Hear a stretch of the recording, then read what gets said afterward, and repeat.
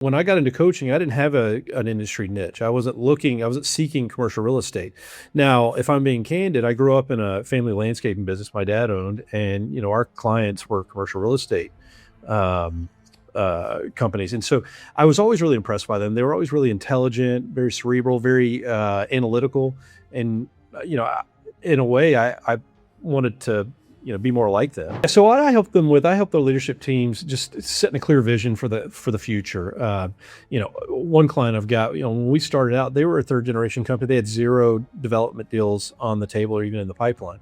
And we just Mm, determined that we wanted to complete 50 projects in the first 10 years.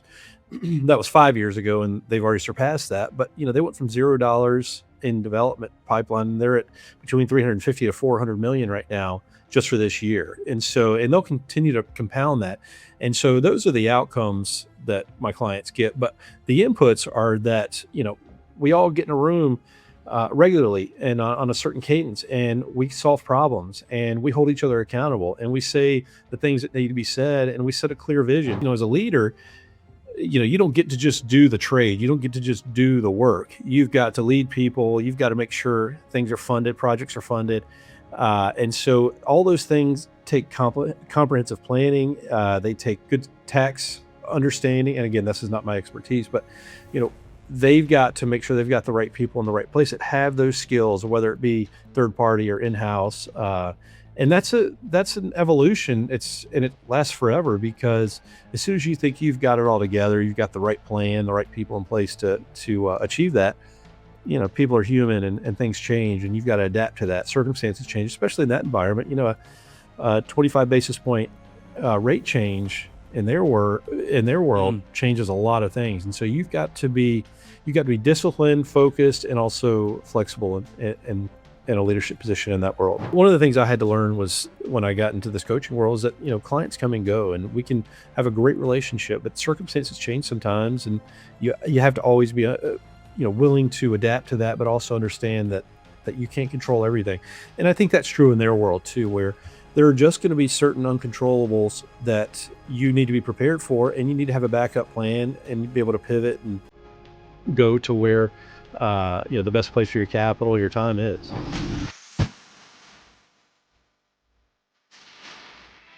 Hi there. Welcome to Business Leadership Podcast. In this episode, I had a discussion with the Forth Heffner.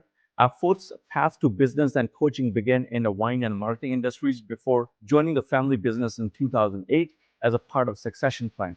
Working alongside his father and a brother, he helped to grow the company sevenfold, implemented a leadership program, and successfully sold his majority stake. This experience led him to his true calling as a C-suite coach, where he now drives radical scale for commercial real estate leadership teams. Forth is dedicated to delivering top-tier coaching experiences that fuel growth and performance. If you're finding a value out of this discussion, don't forget to like, share, subscribe to our channel. Don't forget to send us your feedback.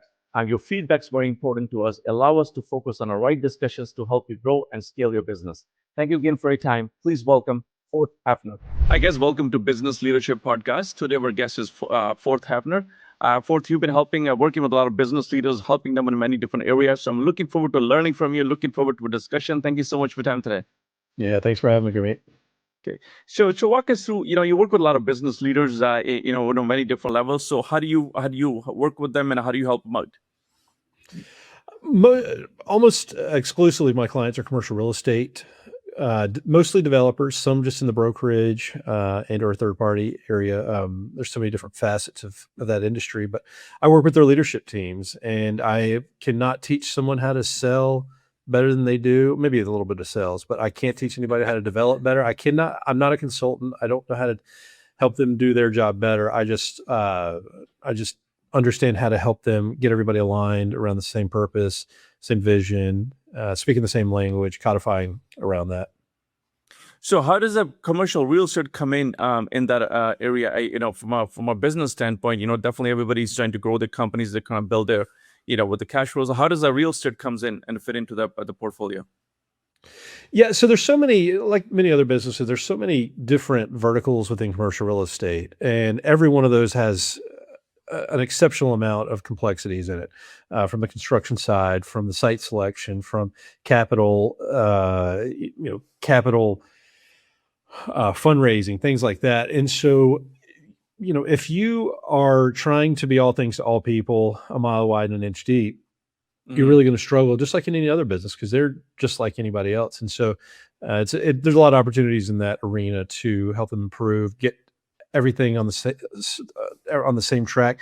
Help them niche the right way, get the right people in the right seats. A lot of those proverbial cliches as well. Yeah. Got it. So does that? What helps? To tie that with the commercial real estate Forth. How does that help? Like, does it improve a cash flow? Like, what are some of the benefits that by going, incorporating commercial real estate with the business that people trying to build? Yeah, so it definitely helps with cash flow, but the way that they measure most things, especially if they're long holders, is net asset value, and then individually, every asset's treated like its own business, and so they're looking for NOI on that, and it translated, that's pretty much profitability on each one, and then they all lead up to a management company that needs to be efficient, have good processes, give clients, especially third parties, good results. There's a ton of reporting in that business, and so those things have to be tight because you're dealing with large dollar values there. So, yeah, to your question, the outcomes are, increased net asset value, uh, growing NOI, and then obviously cash flow health comes from those. Yeah, because this it provides the stability the business needs, I guess, ongoing basis, right? Because business could be up and down, but if you have a real estate as a portfolio, that provides that solid foundation at the backbone, for business to be operating. Yeah, and there's so many ways that you can move the needle on those assets. Let's say you have a grocery anchor retail asset. There's so many ways that you can squeeze more NOI out of it, and a lot of that's going to start with capital improvements, raising the quality of the experience for the tenants, things like that. But there are little levers everywhere that you can turn to help improve that NOI on that. And then you're always evaluating that as an asset, and because it's a commercial asset, it's not as personal. It's a business asset, and so you're saying, hey, is there a better reallocation of these funds, this capital, into a better asset? And so there's just always this kind of trading going back and forth, and every developer, every asset holder is in a different place, and so they're looking for different characteristics, different qualities in a property. So there's always a great buyer, and there's always somebody else that another asset that we could trade into to improve our situation.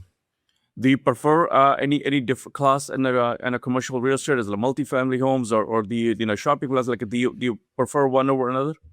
I don't know that I have a preference. I have certainly grocery anchored retail and retail in general. I understand more than those other asset classes. So why is retail? What is the benefit for retail? It's pretty simple. When I got into coaching, I didn't have an industry niche. I wasn't seeking commercial real estate. Now, if I'm being candid, I grew up in a family landscaping business my dad owned, and our clients were commercial real estate um, companies, and so I was always really impressed by them. They were always really intelligent, very cerebral, very analytical, and in a way, I wanted to be more like them. And when I got into coaching, my first client was a commercial real estate company. Just coincidence. This was not. I had a prior relationship with the owner, and I reached out to him, and that's where that came from. And so at that point, they were a third generation company, and they had a lot of different assets, and they were in every different class you can imagine. And what we wanted to do is we wanted to niche into grocery anchored retail. And so slowly over time, we traded out of their legacy assets, did 1031s on those, and got them into better assets in more streamlined, class there, because it was just easier to get economies of scale. It was the same relationships, because it's such a relational business that you can't be all things to all people, because they're all swimming in different lanes. And so we needed to get in one specific lane and just try to own the hell out of that. And that's what my guys have done. So one of the item I'm thinking about is the lease terms on the commercial, in the grocery anchors, probably the much longer terms than compared to any other area. Could be short, any other retail could be shorter cycles, but on a grocery side, maybe very, very 10 years, 20 years, kind of lease agreements. Yeah, and again, I want to reiterate, I'm not an expert on commercial real estate. I am an expert on helping commercial real estate companies thrive. With that said, yes, there are a lot of advantages of the grocery anchor because at the end of the day, you're getting that you get that long lease there. It's a good number. It's a relationship. It's a partnership with them. The expectation is that they'll sort of cover the nut and that everything else is going to be icing on the cake. But yeah, you're getting those longer term leases on those big boxes. Whereas with a smaller box, 1,500 square feet or something like that, you can live in that 3-year range or so. Got it. Is that a certain area that you work at the Fourth, or is it or all over U.S. like what in any area? Yeah, my focus is on the Carolinas, North and South Carolina. So I'm not actually sure where you are, Gurmeet, but the southeast of United States is just on fire right now, especially with all the uncertainties worldwide. But we in North Carolina and South Carolina are really attractive states, and so there's a lot of wealth, capital moving here, and a lot of growth here. And so not only is this where I live and what I'm comfortable with, and all my relationships are, but I'm lucky to be in an area right now that's really on the ascent. Yeah, we are just north of Toronto, but it's in Canada. They're saying that the transactions very slow. I know that commercial real estate seems to be a lot of slowdown. Excuse me. Mhm. Do you see a lot of traction in your market? How's your market look like? Yeah, we're like anybody else where we've got concerns about, worldwide trends, national trends, but we also have, as I mentioned, we have an understanding that, we're in a unique situation here. So specifically, I live in Pinehurst. I don't know if you're a golf fan or not, but it's Yeah. a resort type area. And so we've got Raleigh, which is one of the most thriving MSAs in the country right now. We've got Charlotte 2 hours from us west, Yeah. Greenville, South Carolina, Charleston. There's just a lot of thriving markets around here, a lot of population growth. And so we're pretty bullish on the future right now. Most of my clients are not, they're not packing it in right now and holding capital. They're investing and they're finding really good deals everywhere. A lot of people that want to form partnerships. Yeah, I was speaking to somebody in Florida. Their market is doing very well as well. It looks like a similar kind of idea. Is government policy, what there was, the government is pushing the policy. Are they helping? Is there some hope from those policies, more help coming down the way, or what are your thoughts on the policies? Yeah, I can't speak to the latter much. I probably should keep my finger to the pulse of the political environment a little bit more. I would say just historically, especially in North Carolina, we've always had pretty balanced government. For example, we've got a Democrat governor and a Republican Congress. And so, they're pretty balanced. And we've got the regulatory environment in North Carolina is pretty reasonable. It's a big banking hub here. Charlotte's kind of the New York of the South. And so we've got a lot of banking activities down here. The other part of it is that, the regulatory environment is specifically environmental is responsible, but it's not, it's not over the top. It's reasonable and can be worked with. In fact, we've got Brunswick County, which is about 2 hours southeast of here along the coast of North Carolina. It's one of the top 10 fastest growing counties in the country. And it was number one, I believe, 4 years ago. And so, politically speaking, it's a really good environment to be allocating capital into commercial real estate. So, what is the reason for the counting to be getting a lot of attraction? It's a great question. And any answer I have to that is going to just be, my opinion. Mhm. It's along the coast, and that property is always desirable for second homes, relocations, especially from the Northeast United States. But there's frankly, I don't want to say it's an underdeveloped area, but there was a lot of raw dirt that was in a great position to be developed. There's good highway systems. Is municipalities just on the north and south of it. You've got thriving small metropolis of Wilmington, North Carolina, north of it. And you've got Myrtle Beach to the south, which, those are two areas that have thrived for a long time, but because of their coastal constraints, they're starting to develop inland now. And so, Brunswick is experiencing a lot of that overflow from that growth there. Nice, good stuff. So you work with you mentioned you work with a lot of commercial companies that you do consultation for them and for on development side, Forth or any other area you provide consultation for. Yeah, so what I help them with, I help their leadership teams just setting a clear vision for the future.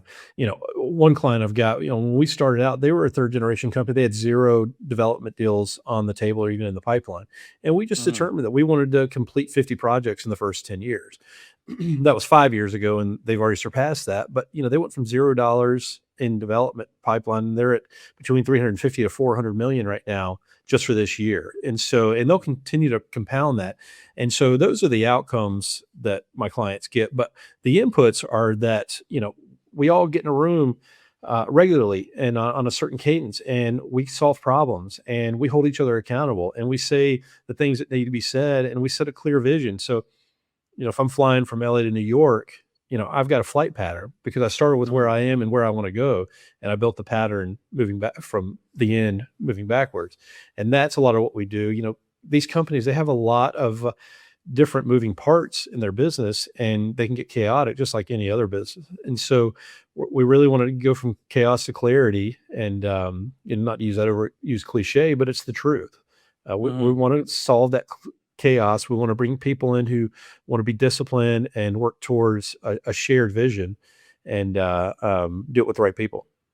So where these leaders struggle? Is it on information? Is it on knowledge, or is it on execution? What do these some of the leaders struggle? Where you help them?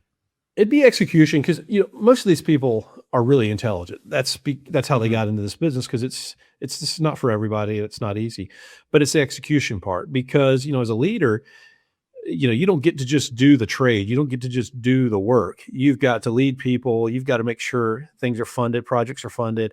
And so all those things take comprehensive planning.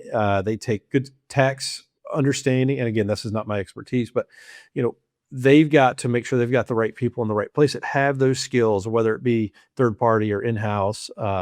And that's an evolution. And it lasts forever because as soon as you think you've got it all together, you've got the right plan, the right people in place to achieve that. People are human and things change, and you've got to adapt to that. Circumstances change, especially in that environment. 25 basis point rate change in their world Mm. changes a lot of things, and so you've got to be disciplined, focused, and also flexible in a leadership position in that world. Yeah, especially if the changes are so dramatic and so fast. I mean, how do you we talk about change management. How do you put a control that kind of change, and you have no control over it. It's market controlled it. You simply got to respond to it. Yeah, you want to control as much as you can. If you're a third party exclusively, you're giving up a lot of power.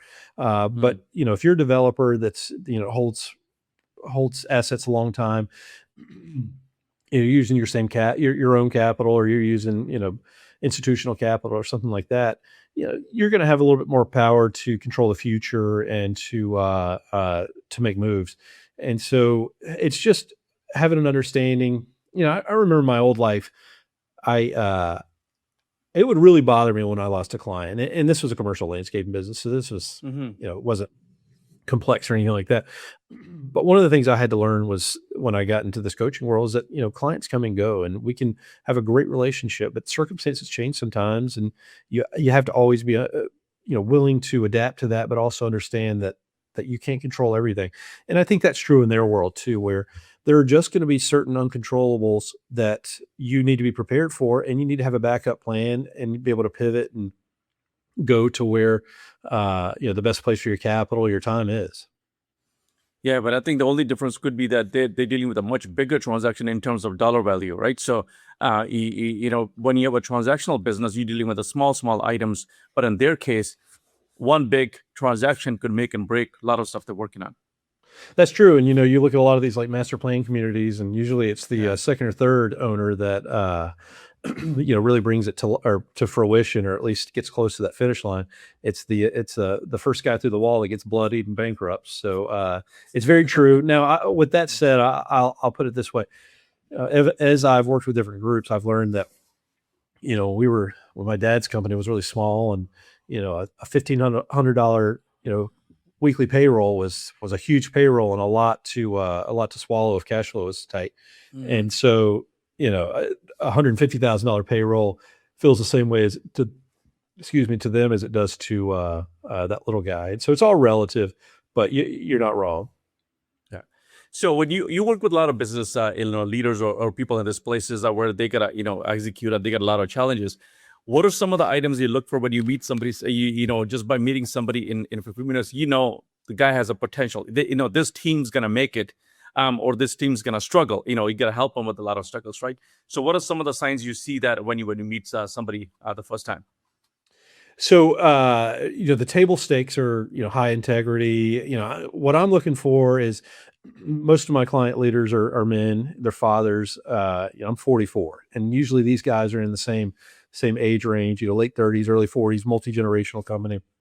Their husbands, their fathers, they're trying to manage their personal aspirations with being great husbands, great parents, being involved with their kids, being mentally present at night or wherever, because we're ambitious people, and a lot of times these Mm. projects and these opportunities and these issues are on our minds all the time. And so, I'm looking for somebody that is not doesn't see anything wrong with with their ambition, but wants to I won't use the term balance because I don't think that exists, but wants the two to be complementary. And Mm. so, high integrity, honest. One of the things you'd hear me say a lot if you knew me is when you love somebody, you tell them the truth. And these are the type of people that they're upfront and honest, and they want to do great, wonderful things, community legacy changing things the right way. And so that's what I'm looking for there. But they've got to have, for lack of a better term, some dog in them. They've got to be able to, run through walls and think that the impossible is possible. And so that's what I'm looking for because, one, I'm kind of like that, and two, I get to live kind of vicariously through them. Yeah, yeah. I notice that people who are in those positions, they're very, very, the work ethics are out of, very, very high. These people, they know how to grind, they know how to work. They need, if the time comes that they have to put a time in, they'll be the first one to there and last one to leave because they got those work ethics, right? Yeah. Yeah. And so, that work ethic and it's a wonderful, and it actually, most of them don't know this, but they challenge me, and I think it helps me be a better guide to them because, their level's so high. I know I've got to keep mine high and keep elevating it as well. Um, you know, but again, it goes back to wanting to be really good in both aspects of their life. First of all, their personal, and then being great leaders, great professionals, and doing something great like that leaves a mark. Because, Gurmeet, one thing that sort of epiphany I had, I don't know, a couple of years ago was that, most of us will not be remembered past 50, 60, 70 years, 100 years, definitely. Like, I don't know my great great grandfather's name or anything like that. I don't know anything Mm. about him, but, the things we leave behind can do that. And some of these assets that these clients are dealing with or developing, they can last 100 years and be part of the fabric of a community and leave a real legacy. And that's Mm. really fun and attractive to people that have, the drive to do that. So not only they're trying to build something for the family, but they're building something they're gonna leave behind with the next few generations to enjoy and to be there. Yeah, and that makes you look at things different. That makes you approach Yeah. a development or an asset differently because it's not just a cash grab, it's not just a flip most of the time. But those legacy assets, they last for, you know, not forever, but they last for a long time, and that's what you become remembered by, at least professionally. Yeah, much longer than that. I remember we going downtown sometimes. There's buildings are there for over 100, 100 years old or 150 years old. Sometimes you see the name and outside the building, the guy who built it. You look at it, wonder what kind of person, that be who built this kind of building, right? So, to your point, yeah, you remember that. I know because those buildings around they last much longer than humans do. Yeah, the building I'm in right now is 107 years old, I believe. I'm right on the main Wow. thoroughfare in the downtown area, and there's two retail stores downstairs, and I have the office upstairs. And they, when they remodeled the building, the old, what do you call it, embedded or whatever, is an old bank, and so you can Mm. see all the old in the concrete, the where the name of the original occupier is carved in the stone. That's really neat to go back and study that. But also, these old buildings, they got old nooks and crannies, and they're almost like little treasure chests of discovery, and they just tell a story. And so, to your point, it's just really neat to be involved with. Hmm.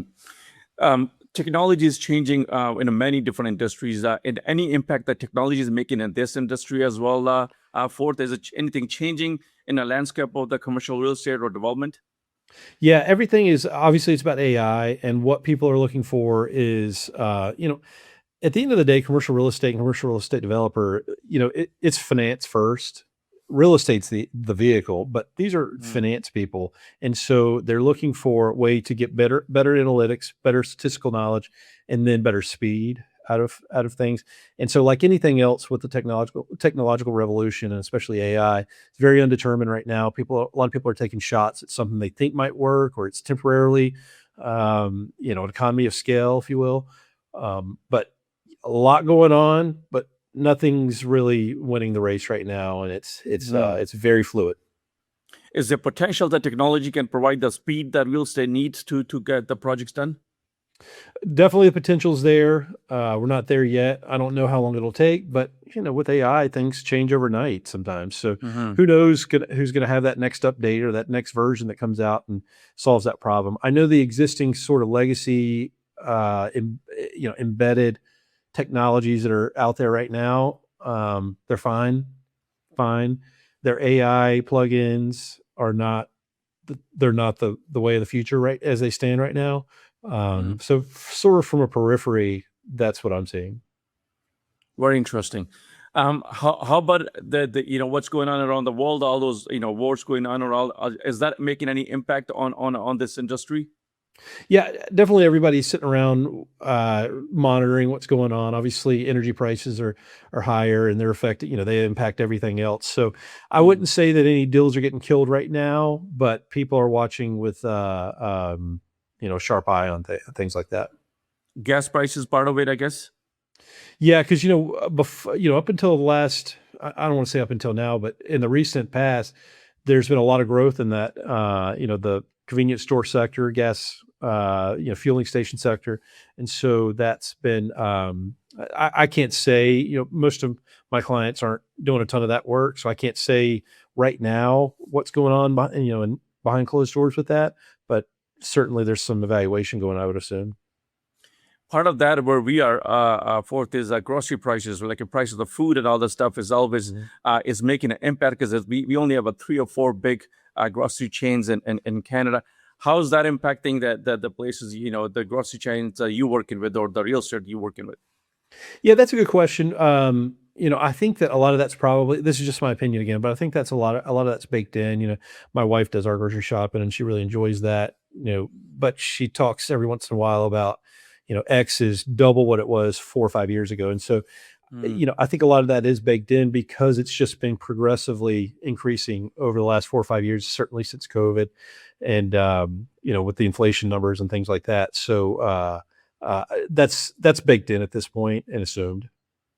Is that to the point where these grocery chains are consolidating and trying to deal with the prices? Because we see that a lot happening in Canada, where the big chains are just trying to consolidate and trying to merge with each other, trying to compete, deal with those prices. Yeah, there's some of that going on, and I don't profess to know a ton of detail about that. I know that Kroger owns Harris Teeter, which is a big grocer, more higher end one around here. I know that I think there was a merger between Albertsons and maybe Safeway or something like that out west, and I don't know if that ever went through. So that's more just Mm. I've heard rumors about that. I would say there's a ton of that around here. The grocery stores are doing pretty well here. Publix is growing. They're out of Florida, but they're in Florida, North Carolina, South Carolina, Georgia. I think they're going into Kentucky, Tennessee, and then I've heard Texas as well. So they're growing wildly. They're a high credit uh, grocery chain, and so everybody's lining up to work with them, and they're great to work with too. So I'm not seeing a ton of consolidation here in our region, but I'm Mhm. certainly aware that it's out there nationally. Interesting. So let's talk about your journey forth. How do you get involved in the real estate? It's an interesting field that you've been helping these business leaders. So how do you get so expert on this, and how do you get involved? Yeah, well, I'm not an expert, but I'm around them a lot, so I can say a lot of things that make me sound smart that probably, I'm not right about. Okay. I grew up in sort of a real estate family. My dad owned a landscaping business. He had a nice, successful small business for our family. My mother was involved in residential real estate as a child, and Hmm. she did pretty well with that.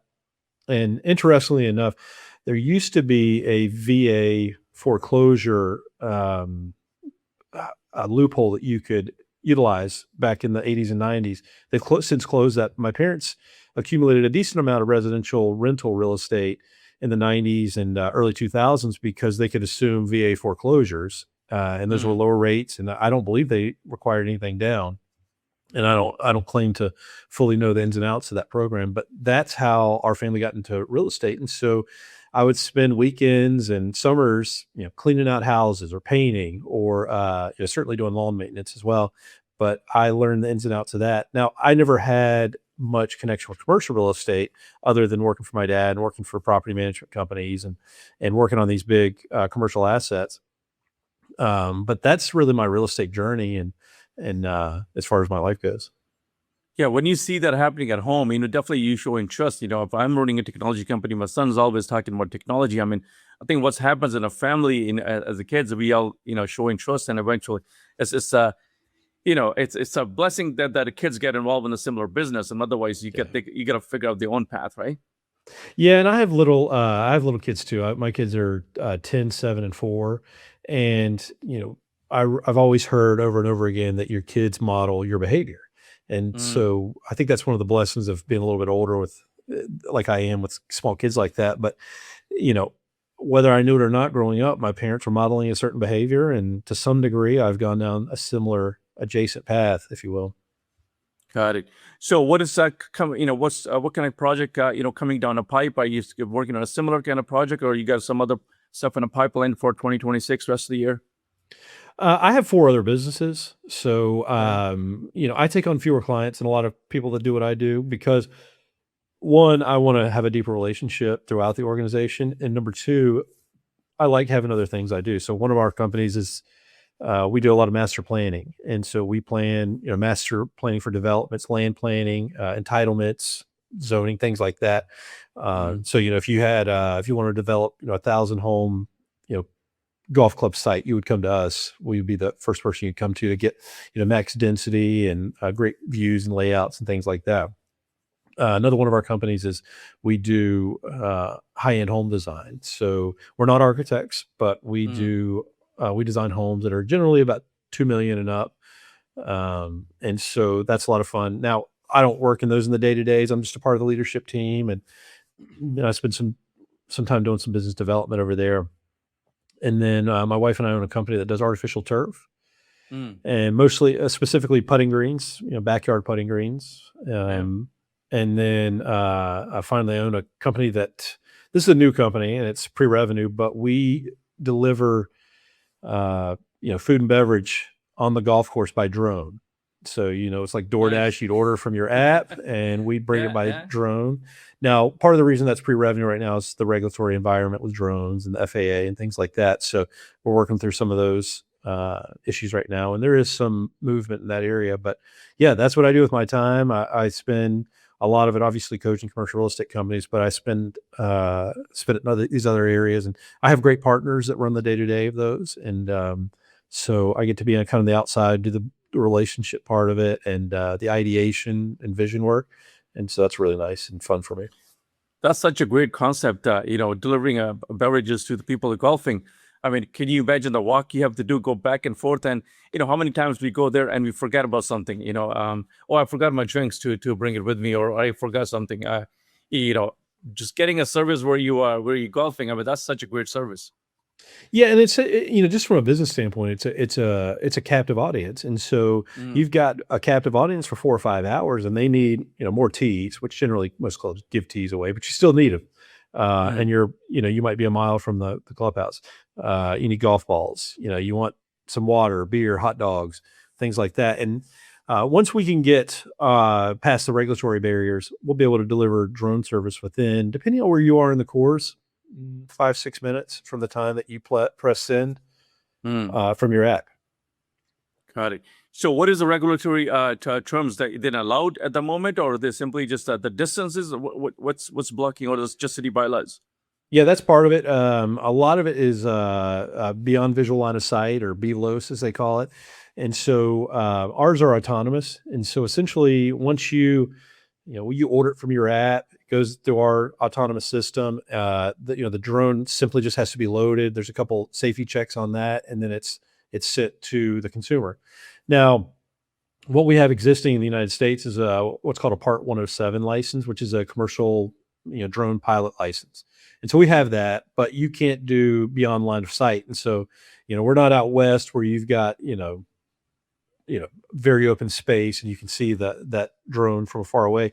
And so legally we can't have those outside of our view, our eyesight. Mm. And so we're working through that. There is regulation on it's either on the House floor or the Senate floor in DC for Part 108 is what it's called, that is supposed to alleviate some of those stuff, because there is a drive in the United States for robotics and drone exploits work commercially, and as it applies to military application. And then finally, there's a Part 135, which is essentially commercial airline or air carrier license, which I believe Amazon has it, Zipline has it, maybe Walmart, and that would be a great license, which would get us where we need to be or we want to be right now. But it's a very expensive and timely license to gain. We're only about a year in, and so we've not invested that capital or that time for the 135 yet, because we're waiting on 108. Got it. But you got to work with whatever the facility they have on site, right? Whether it's a restaurant, whatever they have on a on-site facility, you got to partner with them to deliver all the stuff for them, I guess, right? So service that you're adding to it. Yeah, and right now what we're working on, what our entryway into the industry is going to be, is getting our app done, and that's close. Mhm. And we've got a lot of relationships with local clubs, and we are in Pinehurst, so it's very golf centric here. And then a lot of golf groups we've spoken to and have built relationships with as well. And so essentially what we'll be able to do before the drones are approved is, we can use this app. We can drone a golf cart or your beverage cart. So we can make that autonomous. And, or, if you just want it to be an ordering system, the app to, the food and beverage, clubhouse or whatever it might be, and then send somebody out, case by case, you can do that as well. So that's what we're working on right now. It should be done in the next maybe 6-8 weeks. Very interesting. People who are involved in a lot of businesses like you or Forth, I always talk to them, and one thing they mentioned that the business aspect, whether it's a drone business or artificial turf business, they are very good with the people side of things. They spend more time, 90% of the time, dealing with the people instead of just whatever the line of business that is. Is that the case for you? And what do you find? Do you find that's a more satisfying working with the people, or the line of business that is more satisfying when you're working with them? Yeah, 100%. I just really enjoy people. Part of coaching is if you're any good at coaching, got a decent level of emotional intelligence, you can read people pretty well. I really enjoy interpersonal relationships. I love, you'd call it sales, business development, but I just like, solving problems for people. And to me, that's what sales is. That's what business is that, hey, you've got a problem, I've got a solution, we should get together and do business. It's mutually beneficial. Yeah. I love that part of it, finding a connection with people. So I went to boarding school in high school, and I wouldn't say I was the most outgoing kid in the world until that point. I was 14 when I went, but you get forced into that discomfort, and you have to learn to navigate an environment that you don't know anything about. And the way that I did it was through, personal relationships. I really like getting to know people, what their background is, what their interests are. I think, our area we live in, it's I wouldn't call it transient, but a lot of people aren't from here. We get a lot of retirees from the Northeast, and we also have the Special Forces headquarters, the United States Army is just down the road from here. And so, the most high level people you can imagine in the United States military, they live here with their families. And so, they're really well educated. They're from all over the country, they've lived all over the world. They're just really interesting people with interesting backgrounds. And so it's really, fruitful for me to be able to just get to know people and talk and learn about their experiences and their perspectives. Yeah, I was speaking to somebody who run a construction company here, and over 1,100, 1,200 employees. I was talking to him, and he claimed that 95% of his time does not spend on a business, spends on a mentoring people or helping their employees to guide them in the right direction and help them solve some of the problems, right? So I thought it was very high, but it's but that's how he approaches a business. 95% time he's spending with the people, not with the business itself. Yeah, and that's how I coach my leadership teams is that we need that CEO. That CEO doesn't need to have their hands in the dirt. They don't need to be in every single deal, knowing every detail. We need them for two primary functions, right? I'll say three. One is helping set and enforce the vision. Two, handle those big relationships with, vendors, large clients, and upper level management or leadership. And then three is helping solve problems when crisis occurs, because it always does. And we need that person to have a tight hold of the reins and keep us on track in those moments. How's the talent pool where you at, Forth? Are you finding enough talent to do what you're trying to do with the multiple businesses? Yeah, it's tough. It's surprisingly tough here because we're a small market, we're kind of what do you call it, a micropolitan or something like that. And so it's tough to get people from Raleigh or Charlotte to move here until they come here. And so this is a great place to live. And once you're here, you never want to leave. But talent, especially like in the accounting and finance areas, can be tough to recruit here. But the talent's right down the road, right at our fingertips. We just got to continually do a better job attracting those people and showing them why our pace of life and our lifestyle is really good. Yeah, that's some of the perks they can enjoy when they come over there, right? But I can imagine the training cycle probably gets a little bit longer. That you got to train them before you got to work out of them if they're not close by. Yeah, and a lot of people are getting away from remote work, and I'm a big proponent of that. But those are still tools in the toolbox, to be able to recruit people to work with us that are have great talent, and so there's still some latitude to be able to do things like that. Very interesting. There's so much to learn that we can go on, talk forever. So, but I understand the time.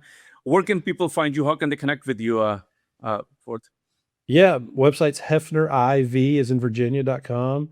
My name's I'm very active on LinkedIn. That's probably about the only social I'm really active, but look me up, Forth, Forth, last name Heffner, Heffner, and happy to interact. Yeah, I'm going to include a link below the video as well, so people can click a button and can reach out to you. Any message you want to leave people who are, just looking, either they're in a commercial real estate business or developers, anything they want to, want to get some information or want to get some help, any message you want to leave for them? Pretty simple. If you're going to go into business, you can be an entrepreneur. You just got to be too stupid to quit.